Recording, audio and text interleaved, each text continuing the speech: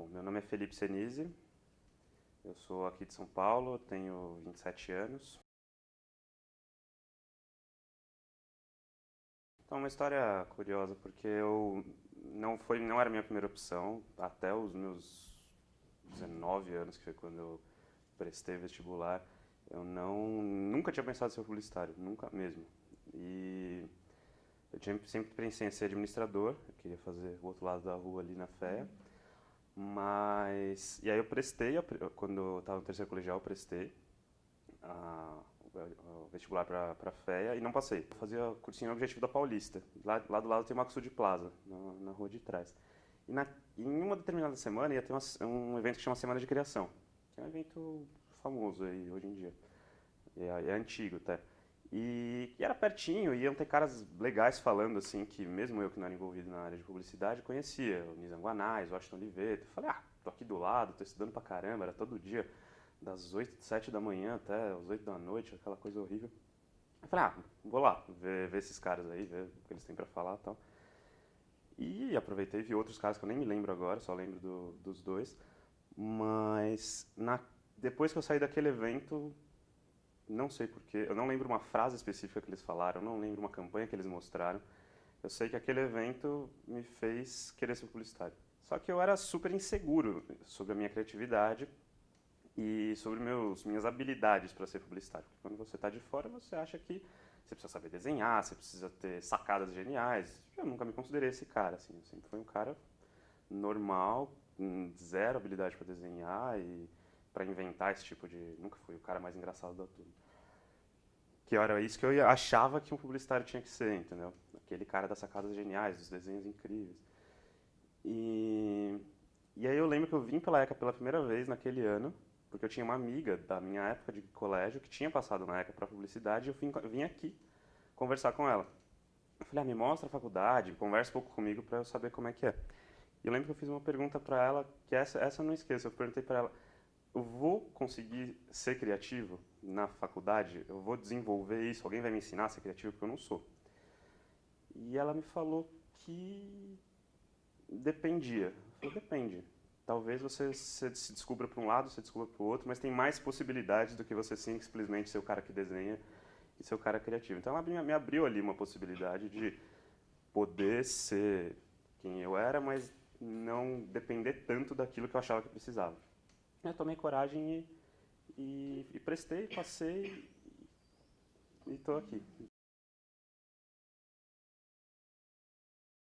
Não tem como não falar que eu conheci minha esposa na ECA, né? Então vai ser o fato marcante da minha vida de ter passado por aqui, né? Foi exatamente no primeiro semestre da faculdade e foi numa aula da Roseli, que ela, logo no primeiro semestre, língua portuguesa, ela pede para as aulas são juntas, né? De publicidade e relações públicas se juntam para ter a mesma aula. E eu lembro que ela pediu para a gente fazer um exercício do Reflecom. E ela pediu pra gente juntar turmas. Falou, vocês estão se conhecendo, eu não quero grupo só de publicidade ou só de RP, eu quero turmas juntas.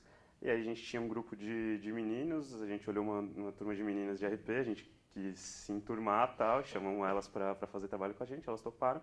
Uma delas era a Renata, e desde lá a gente se conheceu e a gente já está há mais de 8 anos juntos, casado há 2 anos.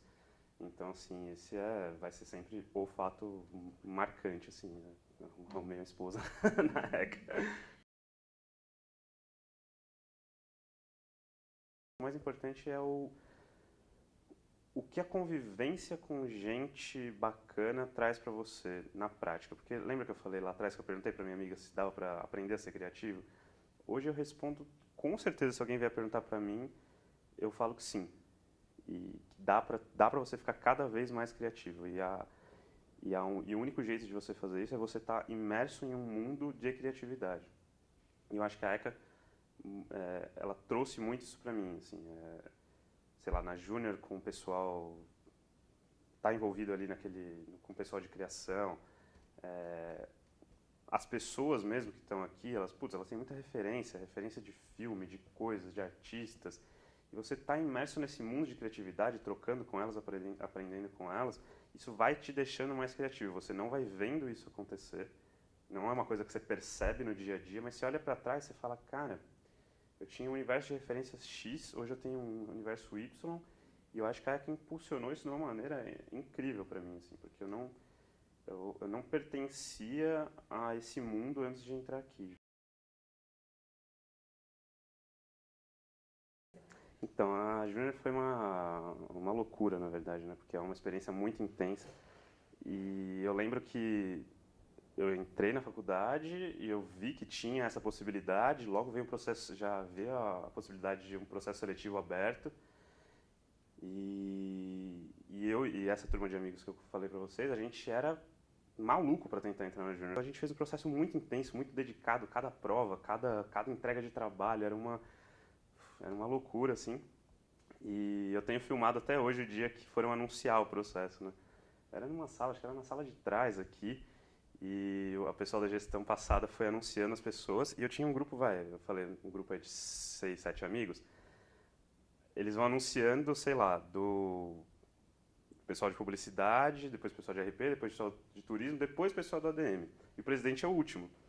Então eu vi todo mundo da minha galera entrando. Eu vi um em criação, depois vi outro em criação, um em atendimento, o outro, meu grande amigo, foi vice-presidente, só tava faltando uma vaga. Eu falei, cara, eu não tava confiante que ia ser presidente de jeito nenhum, eu tava querendo muita vaga de atendimento. E quando anunciou, assim, nossa, foi... Tipo, ela falou meu nome, cara, todos meus amigos ficaram correndo pra cima de mim, a gente pulava, se abraçava. Então, isso tudo pra mostrar como pra gente era uma coisa sobrenatural, assim. A Júnior era uma coisa que a gente precisava muito. E o processo durante também, ele é também super intenso. Como a gestão ela não tem hierarquia, né? Então são 14 não, são 14 meses, não sei quantas pessoas. São várias pessoas ali que não têm hierarquia uma sobre a outra, discutindo, tendo que tomar decisões, tendo que dar bronca uma na outra sem ser chefe.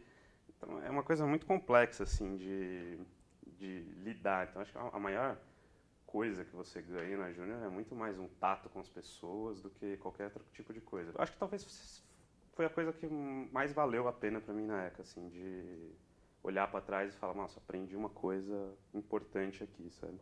As aulas, algumas são boas, algumas nem tanto, mas a experiência da Júnior em 14 meses, simulando uma empresa, ela é muito intensa. É uma coisa que não dá para ser reproduzida em sala de aula. Então, acho que foi a experiência para mim aqui. Eu acho que eu sinto falta do descompromisso, entre aspas, que a gente tinha com a vida no geral, sabe? Porque hoje em dia, rotina de trabalho, de pagar conta, de casa, de família, pensar em ter filhos, sabe? É uma vida de verdade, assim, que ela é mais dura, assim. Mas olhando para trás, a gente tinha um... Lógico que quando eu falo descompromisso não é de, tipo, não participar de aula, ou não querer fazer nada, ou não pensar na carreira. Não era isso, mas era uma leveza, assim, de você poder estar aqui, estar lá na prainha depois da aula, batendo papo com seus amigos, não pensando no que você tem que fazer depois. Por mais que eu sempre tenha trabalhado, voltar para cá era um momento de descontração, assim, era um momento que você ficava com seus amigos, você não pensava muito na grande vida que você tem pela frente. Então, eu comecei, logo que eu saí da Júnior, eu arrumei um estágio numa agência grande. E era tudo que eu queria. Eu queria um estágio numa agência grande. E eu estava menos pensando que área que eu queria entrar. E o primeiro estágio que me ofereceram foi de mídia, na Lowe. E foi muito ruim. Muito. Eu passei um mês lá só, não aguentei ficar mais que isso, porque eu não me reconheci em mídia. Por mais que mídia tivesse essa parte, tem muito, porque é muito número, muito... Não era a minha área, talvez minha área fosse um pouco mais híbrido entre o que eu sempre quis com a administração e com a beleza que eu vi naquela semana de criação antes de entrar na ECA. E eu acho que eu me encontrei em planejamento, eu comecei a prestar alguns processos, e eu fiz um processo longo para Thomson, que foi para JWT, que foi onde eu considero que foi meu primeiro estágio de verdade, onde eu passei 2 anos e aprendi praticamente tudo que eu tenho de bagagem técnica de planejamento. Foram naqueles 2 anos que foram uma escola assim, muito intensa. Eu fiquei 4 anos na Thomson, Então, eu fiz um estágio de 2 anos bem forte, depois eu fui efetivado, depois eu fui promovido mais uma vez. Saindo de lá, eu fui contratado para ser gerente de planejamento na Liulara. E eu tive minha segunda fase de aprendizado lá num nível totalmente diferente. Quando você assume uma posição de gerência, você já tem menos essa preocupação com a sua própria formação técnica e você já tem que resolver as coisas, tem que aplicar o que você aprendeu e conseguir resolver as coisas. E já ter preocupação em formar novas pessoas, assim como fizeram com você. E nesse período da Liular, acho que foi onde eu consegui dar um maior boom na minha carreira, porque foi onde eu atendi a conta de Nissan, que foi onde eu tive meus maiores cases, prêmios. E foi um case de negócio e foi um case para o próprio mercado publicitário, que reconheceu isso. A gente ganhou o prêmio Caboré, que são os próprios publicitários reconhecendo como aquela marca fez diferença no ano, acho que foi 2012 no caso. Ganhamos o F Awards, ganhamos o primeiro IPA, que é um prêmio de efetividade super difícil, que o brasileiro nunca tinha ganhado. A gente ganhou uma medalha de prata também com esse case. Tudo por um misto de um momento que a empresa precisava, com acreditar na gente, com o nosso trabalho ser ousado o suficiente, estratégico o suficiente para fazer isso. E ali eu acho que é onde eu consegui aparecer mais, porque eu estava na linha de frente da estratégia de um case desse tamanho. Então, eu acho que foi um momento que eu tive mais exposição. E nesse momento também a gente conseguiu fazer uma propaganda que ficou famosa para todo mundo, que foi a dos Pôneis Malditos, que todo mundo lembra da música, comenta e tal. Então, ao mesmo tempo, ele deu resultado, entrou para a cultura popular, foi reconhecido no mercado publicitário por questionar paradigmas. Então, a experiência na Liular, ela me promoveu dessa maneira, entendeu? Olha, eu já pensei bastante, assim, como... Porque é difícil, né? Porque tem toda a parte acadêmica que você tem que passar para ser professor da ECA, tá? É super difícil ser professor da ECA. A gente, às vezes, não valoriza eles, mas é uma trajetória super complicada, né? De publicações, sinceramente, eu não tenho essa pegada, assim. Eu não sou um cara acadêmico. Eu terminei a ECA nos 4 anos que precisavam, porque não é o meu, não é a minha pegada. Meu irmão, por exemplo, está fazendo mestrado e tal, aqui na ECA, mas eu não tenho essa coisa. Se fosse mais fácil, ou se pudesse ser um professor convidado, que não precisasse ter essa coisa acadêmica toda, mas pudesse dar uma aula, por exemplo, de planejamento estratégico, que é a área que eu conheço, eu faria com certeza, assim, se eu tivesse uma abertura, uma possibilidade, que hoje não me parece uma realidade muito próxima, porque tem toda a burocracia acadêmica para você estar aqui na frente dando aula para as pessoas, mas faria, com certeza. Acho que tem essa vontade de passar coisas para essa galera que talvez não sejam passadas hoje. Assim. Ele Ele ainda estava no colegial, estava tocando, e eu não passei a primeira vez, só reforçou o sentimento dele de que não é pra gente. E quando eu passei na segunda vez, ele viu que era possível. Ele olhou e falou, putz, meu, dá. E esse pensamento hoje vale para tudo. Assim, a gente olha uma coisa distante e fala, putz, não dá. Aí a gente vê uma pessoa do lado que consegue, a gente fala, dá. Então, assim, essa conquista, ela contagia, né? Você vê que é possível que você tenta. Então, quando eu passei, acendeu essa coisa no meu irmão de que era possível. E ele, como ele é muito mais inteligente que eu, ele passou no terceiro colegial, passou em primeiro lugar aqui no curso de publicidade. E, e foi isso, assim. Então, assim, com certeza teve essa influência de, tipo, abrir uma porteira de que é possível.